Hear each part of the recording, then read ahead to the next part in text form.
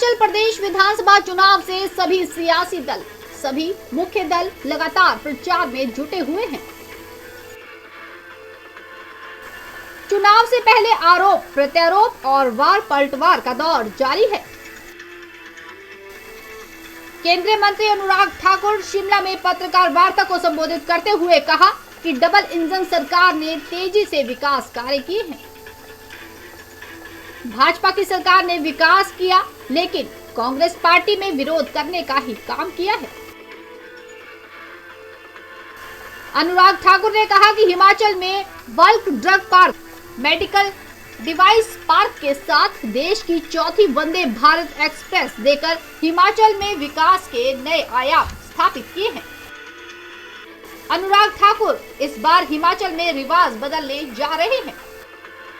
केंद्रीय मंत्री अनुराग ठाकुर ने कांग्रेस और आम आदमी को भी आड़े हाथों लिया।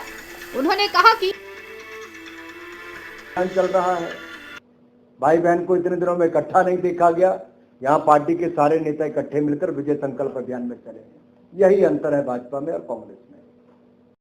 हमीरपुर में आकाशवाणी केंद्र को रेनोवेट करके नया स्टूडियो, डिजिटल स्टूडियो सब कुछ दे दिया गया है।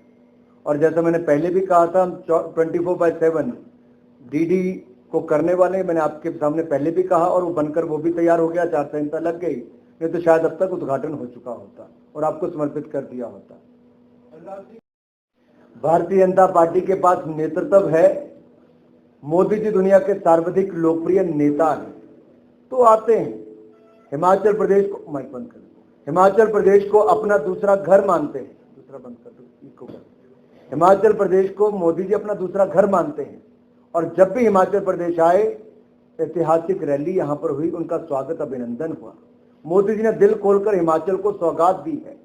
और जो बाकी केंद्रीय मंत्री भी हैं, हमारे पास तो 8 साल की केंद्र की और 5 साल की प्रदेश की सरकार है, जो बेदाग है, भ्रष्टाचार मुक्त है, सुशासन युक्त है।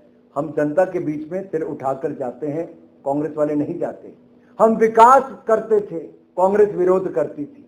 हम एम्स लाए, पीजीआई लाए, सेंट्रल यूनिवर्सिटी लाए, कांग्रेस ने रोकने का काम किया, जमीन नहीं देने का काम किया। हमने चहुमुखी विकास किया, कांग्रेस ने चौतरफा विरोध किया है। प्रदेश को तय करना है विकास वालों के साथ कि विरोध वालों के साथ चलना है। 5 साल पहले सरकार बदली, पिछले 5 साल में हालात बदले, तो अब क्यों सरकार बदले? एक सवाल आपके, हमने लगातार देखिए वर्ल्ड बैंक का हो या बाकी प्रोजेक्ट, हमने बागवानी के क्षेत्र में बहुत काम किया है। उत्पादन भी बढ़ा है, हमने खरीद भी बढ़ाई है और हिमाचल से लगातार शानदार काम हुआ है। जहां सड़कों की समस्या थी, हमने उसको भी दूर करने का काम किया।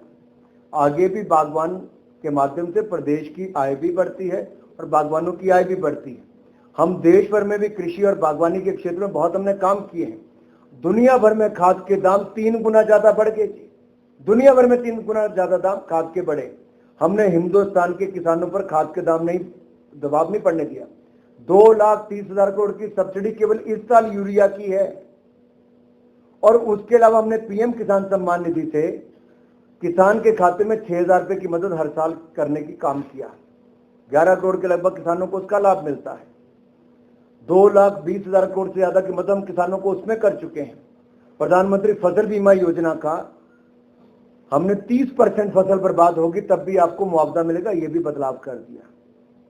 हजारों करोड़ के मुआवजे दिए, इसमें किसानों बागवानों को लाभ भी मिला है।